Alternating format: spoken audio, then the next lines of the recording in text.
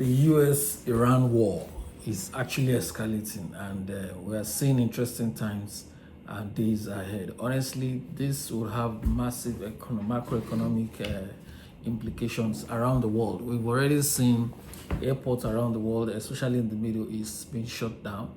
And we've seen that Dubai, the UAE rather, responded proactively by saying, okay, so all foreigners in their country who are to check out or on board on flights and move to other places to do their businesses are now stalled in Dubai as a result of missiles flying over or some of their territories being hit by Iran missiles and all those things. So they extended their stay in the hotels and say, you know what, you guys just stay.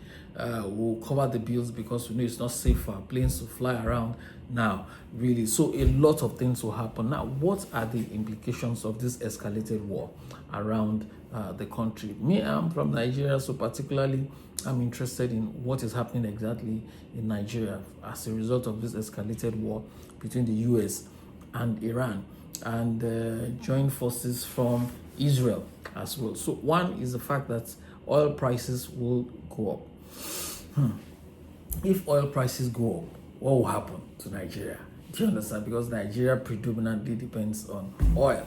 So what will happen is the fact that oil prices will go up and it will affect our own receipt, which means the federal government will possibly have more money.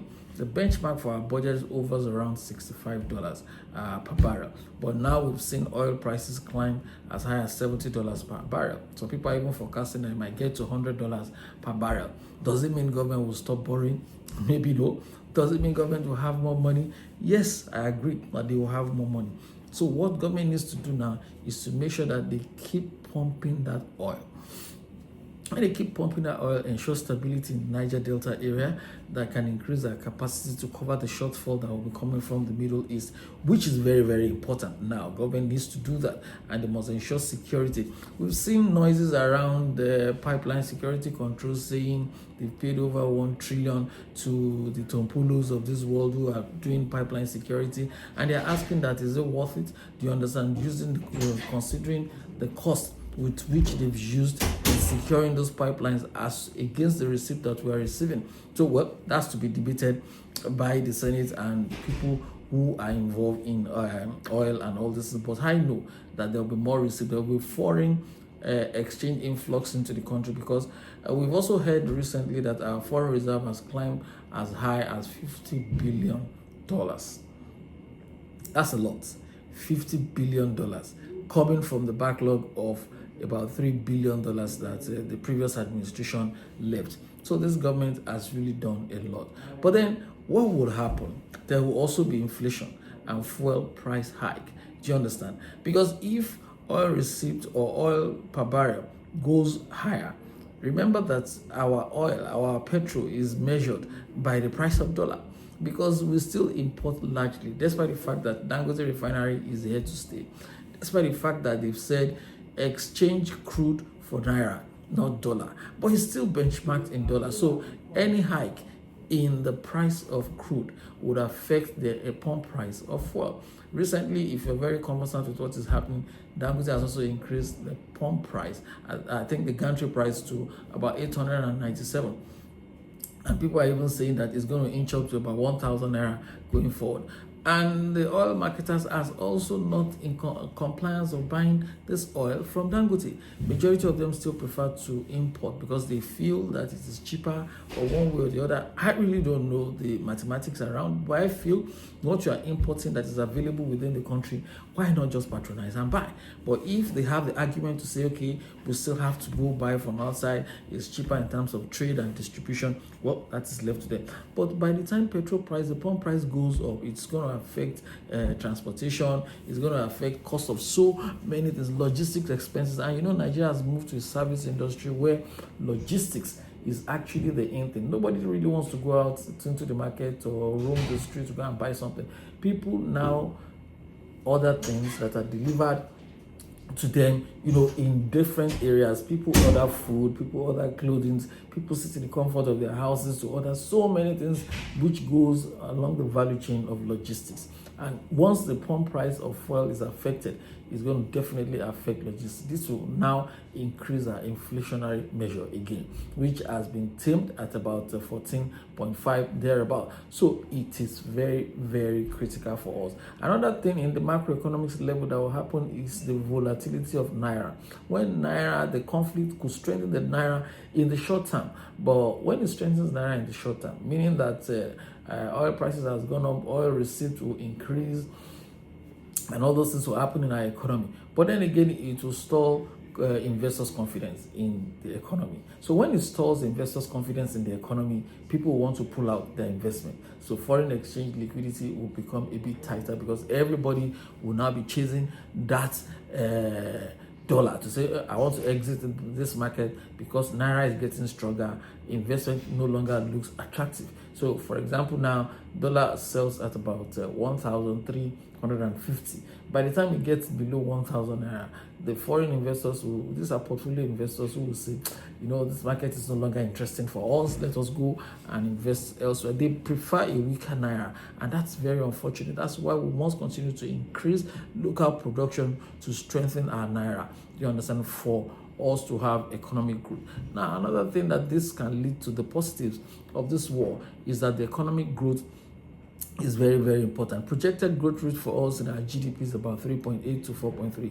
This war can make us do exceedingly above this projected rate because revenues will be surpassed in terms of what government is going to receive, and there will be more money to fund some of our capital projects. Remember that we still have about 3 years project running concurrently because we've not been able to fund all these projects to the fullest. So this war will bring a positive angle to what will happen. However, it will also have its hypersonic reflection on the micro level, because when oil receipt goes up, cost of transportation will increase, logistics will increase, and service people will start increasing their products and say, no, when we offer services, because we're experiencing hike in this area, they also and in Nigeria, once this goes up, it's very, very, very difficult to come down.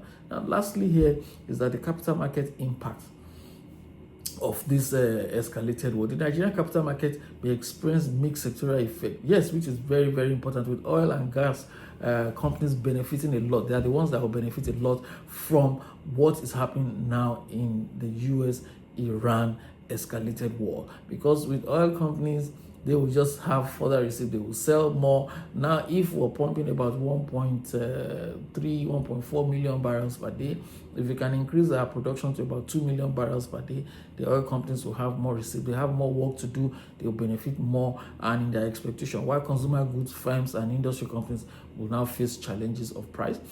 Purchasing power might then be reduced by the time prices go up. Do you understand? People may not really be able to buy things again because inflation will come back to stay. Now, to mitigate this risk, what should Nigeria do?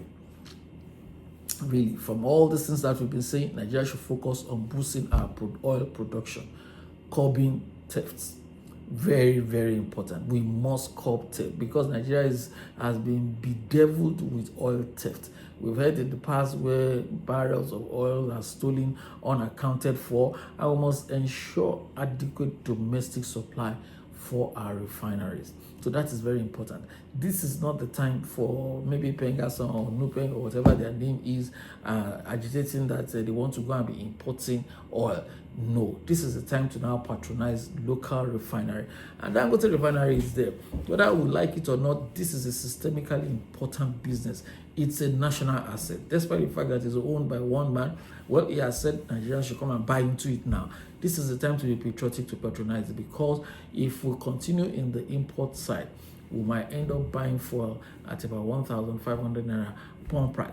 But if we negotiate and buy locally from our own manufacturer, since crude is being exchanged for naira, so we can begin to minimize and mitigate this further escalation in terms of increasing prices of commodities that will come as a result of fuel pump increase. Because this fuel affects almost everybody, and the Gulf of Guinea is now shut down.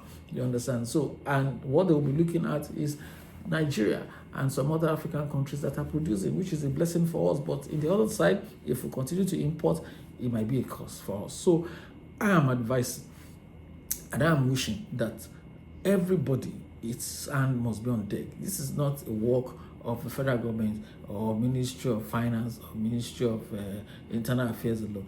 This is the joint effort of everybody. Our appetite for imported goods must reduce, especially in the critical sector. Our appetite for consuming locally produced stuff must now increase, especially our petroleum product. Let us patronize our product, especially petroleum products, so that we can curb this potential inflation that will come. And then if our naira gets strengthened, foreign portfolio investors, they will leave. So we must increase capacity and production within the country. So it's not all doom for us. Nigeria, we pray, will stay safe, while we wish US and Iran, should I say, speedy recovery or settlement of whatever the impasse between them is. Thank you guys. See you on the other one. Yeah, bye.